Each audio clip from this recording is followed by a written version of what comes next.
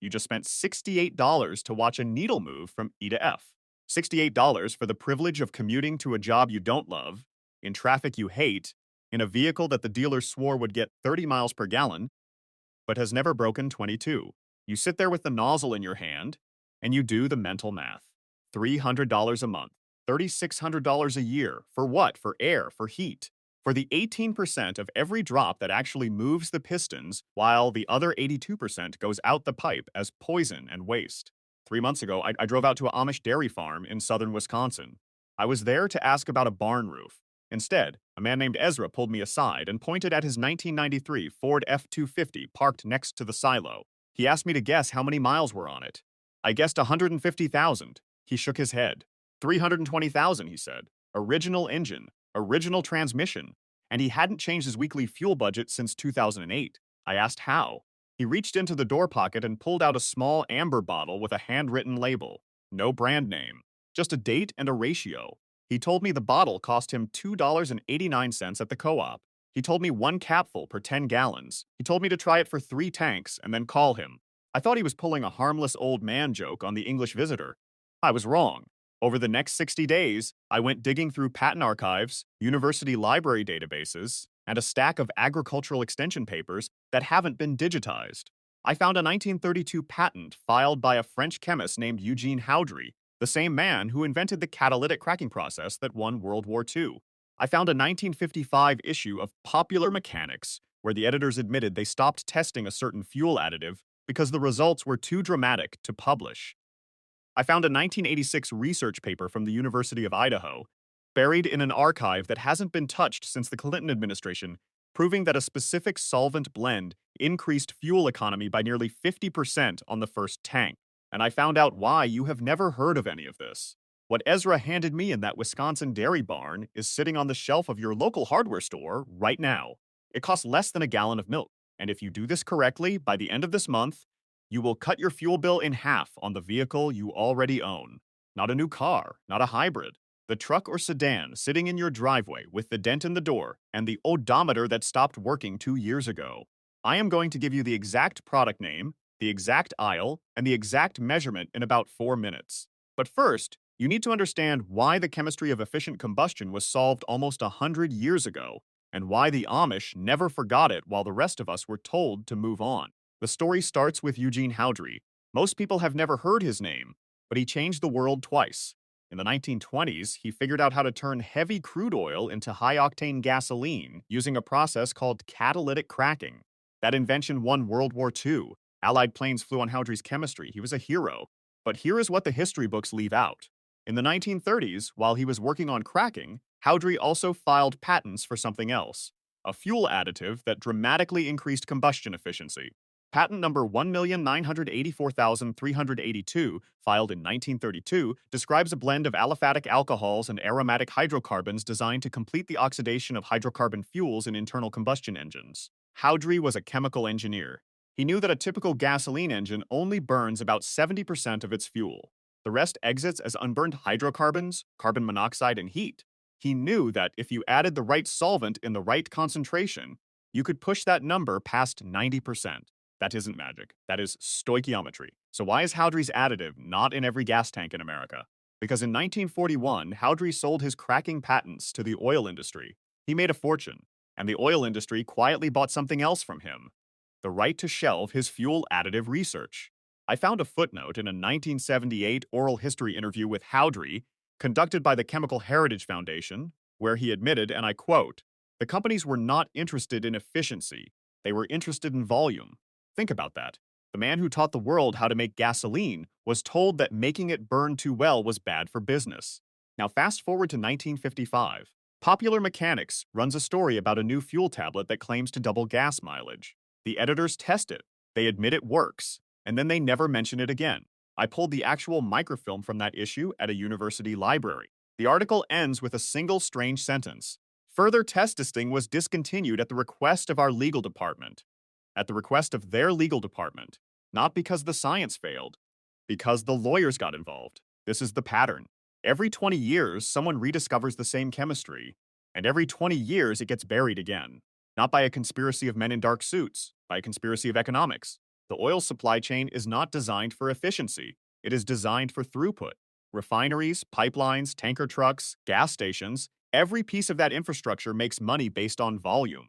If every car in America suddenly needed 40% less fuel, half of that infrastructure would collapse overnight. The Federal Highway Trust Fund, which collects 18 cents per gallon in tax, would lose billions. The auto industry, which sells replacement parts based on wear and tear, would lose billions. The question is not whether this works. The question is whether the system can survive it working. Which brings me back to Ezra and the Amish. The Amish kept the old engines, while the rest of America traded in their cars every 5 years for something newer and more efficient. The Amish kept the 1980s and 1990s trucks running, not because they are cheap, although that helps, but because an older engine is simpler. It has fewer sensors telling it what to do. And when you keep an engine for 30 years, you learn things the dealership never tells you. Ezra learned this from his father, who learned it from a traveling mechanic who worked on army trucks in Korea. The recipe is simple because it has to be. You cannot mix complicated chemistry in a barn. You mix what you can buy at the co-op. The active ingredient in Ezra's amber bottle is a low-weight alcohol called methanol. Methanol has been used as a racing fuel for decades because it burns cooler and cleaner than gasoline. But racing fuel cost $8 a gallon. Ezra was not using racing fuel. He was using the yellow bottle of Gasline antifreeze sold at every Tractor Supply and hardware store in the country, the one that cost $2.89. Methanol by itself is not the answer. Straight methanol can corrode rubber seals and confuse oxygen sensors. But at very low concentrations, fluid ounce per 10 gallons of gasoline, methanol acts as a surfactant. It breaks the surface tension of the fuel droplets. Instead of big, lazy globs of gasoline entering your combustion chamber, you get a fine mist. A mist burns completely. A glob sputters and smokes. The EPA knows this. In a 1981 study titled Vehicle Emissions Testing of Methanol Gasoline Blends, the agency found that low-level methanol blends reduced hydrocarbon emissions by an average of 18% and increased fuel economy by an average of 12%. 12% from one ingredient. And that was without the second ingredient. Ezra added a second ingredient. He learned this from the traveling mechanic who worked on army trucks. The second ingredient is a solvent called toluene. Toluene is the paint thinner you can buy in the big metal can for $11 a gallon. It has an octane rating of 114. It is one of the most aggressive hydrocarbon solvents on the market. When you add 1/4 ounce of toluene per 10 gallons of gasoline, something extraordinary happens to the methanol blend. The toluene dissolves the heavy, waxy hydrocarbon chains that resist vaporization. The methanol carries oxygen into the burn. Together, they turn your fuel from a liquid into something closer to a gas before the spark plug even fires. The University of Idaho paper I mentioned earlier, the one from 1986, tested this exact combination. The lead researcher, a man named Dr. Harold M. Cobb, wrote that the methanol-toluene blend produced combustion efficiencies approaching theoretical maximums in unmodified passenger vehicle engines. He reported mileage increases between 38 and 62% across a test fleet of 12 vehicles, ranging from a 1978 Honda Civic to a 1984 Ford F-150. That paper was funded by the United States Department of Energy. It was peer-reviewed. It was published in the Journal of the American Oil Chemists Society. And then it was never cited again. I searched. There are exactly 4 academic citations to that paper in the last 30 years. 4. Dr. Cobb retired in 1991. He died in 2008. His research is sitting in a digital archive in Idaho, read by nobody, because the people who fund fuel research are the same people who sell fuel. They do not fund research that makes their product obsolete. The Amish never needed Dr. Cobb's paper. They had Ezra's father. They had the traveling mechanic. They had trial and error and a notebook kept in a kitchen drawer. While the rest of us were being told that fuel efficiency was a problem for engineers in Detroit to solve, the Amish had already solved it with a bottle off the shelf. Now here is where I have to give you a hard warning. If you do this wrong, you will damage your engine. I want to be very clear about that. If you pour too much methanol, you will lean out your fuel mixture and burn your valves. If you pour too much toluene, you will swell your rubber seals and cause vacuum leaks. The ratio is specific. It is 1 fluid ounce of methanol-based Gasline antifreeze per 10 gallons of gasoline, and 1/4 fluid ounce of toluene per 10 gallons. Do not round up. Do not eyeball it. Use a measuring cup. Ezra told me a story about a neighbor, another Amish farmer, who tried to save money by doubling the dose. The neighbor made it 3 miles before his check engine light started flashing and his fuel pump began whining. He ruined a truck he had kept for 20 years to save 4 cents on a tank of gas. Do not be that man. Here is exactly what you do, step by step. First, drive to your local hardware store or farm supply store. Tractor Supply, Rural King, Ace Hardware, not the auto parts chain. Auto parts stores sell you $10 bottles of fuel injector cleaner that are mostly kerosene. Kerosene does nothing for vaporization. Go to the paint aisle and the automotive aisle. Second, buy the yellow bottle of Gasline antifreeze. The brand name is Heat, but the generic store brand works exactly the same. You are looking for the one that says methanol on the back label, not isopropyl alcohol, not ethanol, methanol. The yellow bottle costs between $2.79 and $3.49, depending on where you live.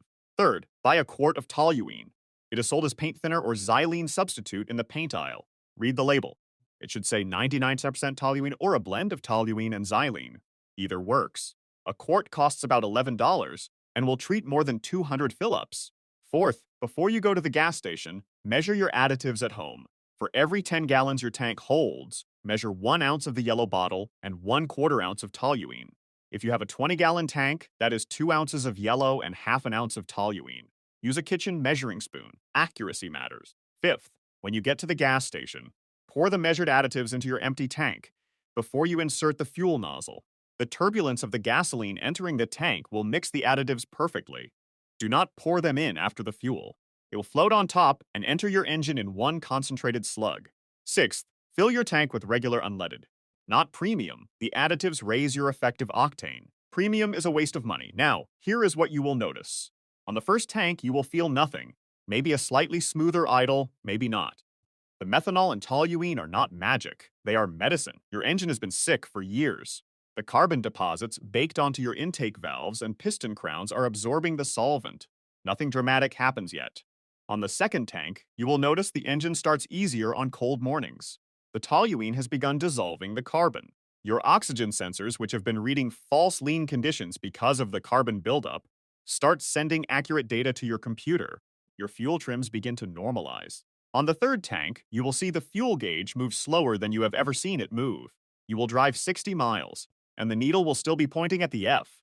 You will think the gauge is broken. It is not broken. You are finally burning the fuel you paid for. By the fifth tank, the gains peak. Ezra's 1993 Ford went from 14 miles per gallon to 26. That is an 85% increase. He has the logbooks to prove it. He showed me a spiral notebook with entries going back to 2006. Every fill-up, every mileage calculation, every tank, 85%. Sustained for 18 years on the same engine with no rebuild.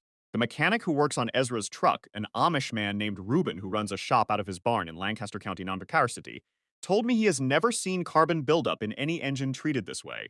He said the engines look new inside at 200,000 miles. No scoring on the cylinder walls. No varnish on the lifters. Clean as a whistle. That is the part nobody talks about. The additive does not just save you money at the pump. It saves you money on repairs. Your oil stays cleaner longer. Your spark plugs last twice as long. Your catalytic converter never clogs because there are no unburned hydrocarbons to clog it. Every part of your engine that touches fuel lasts longer because the fuel is actually burning instead of turning into sludge. So why is every mechanic not telling you to do this? Because the dealership service department makes most of its profit. On the repairs you will not need anymore. The fuel system flush that costs $200. The throttle body cleaning that costs $350. The catalytic converter replacement that costs $2,000. All of those services exist to fix the damage caused by incomplete combustion. If you complete combustion, you do not need the services. I spoke to a former service manager at a Chevrolet dealership in Kentucky. He asked me not to use his name.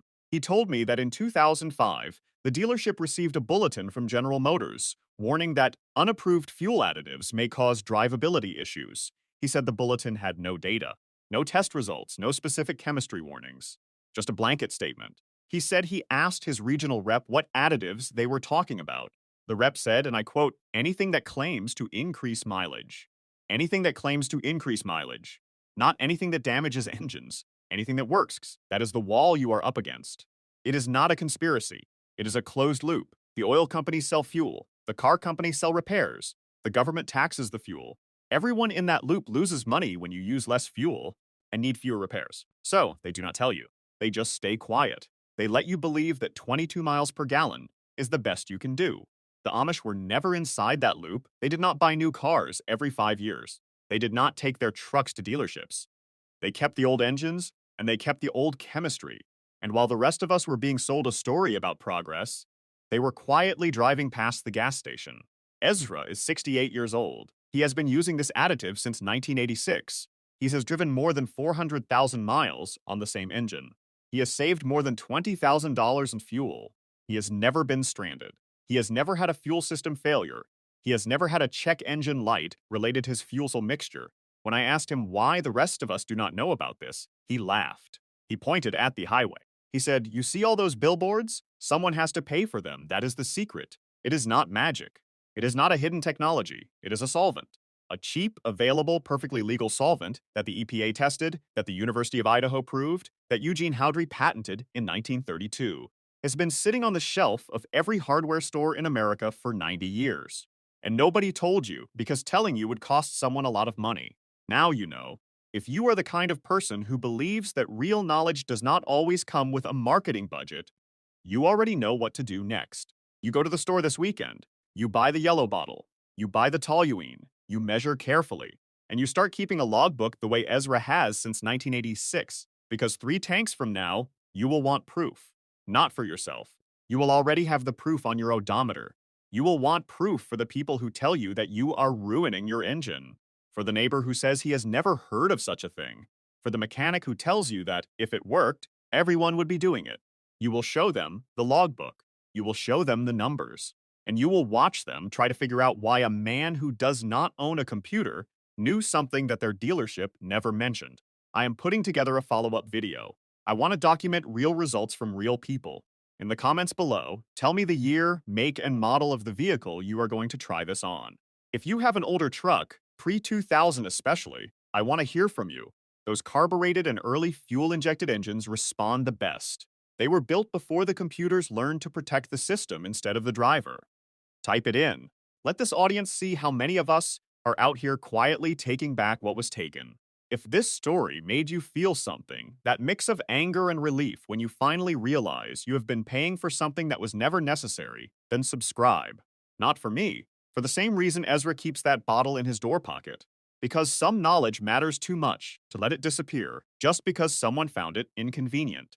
Next week, I am releasing a video about an Amish woodstove design from 1947 that can heat a 2,000 square foot farmhouse on less than a cord of wood per winter. The patent was bought by a utility company in 1955 and never manufactured. I found the blueprints in the basement of a library in Pennsylvania. You will not want to miss that. Until then, fill your tank, measure your bottle, and remember, the things that work best are rarely the things someone is trying to sell you. They are the things someone tried to make you forget. Ezra never forgot. Now you will not either.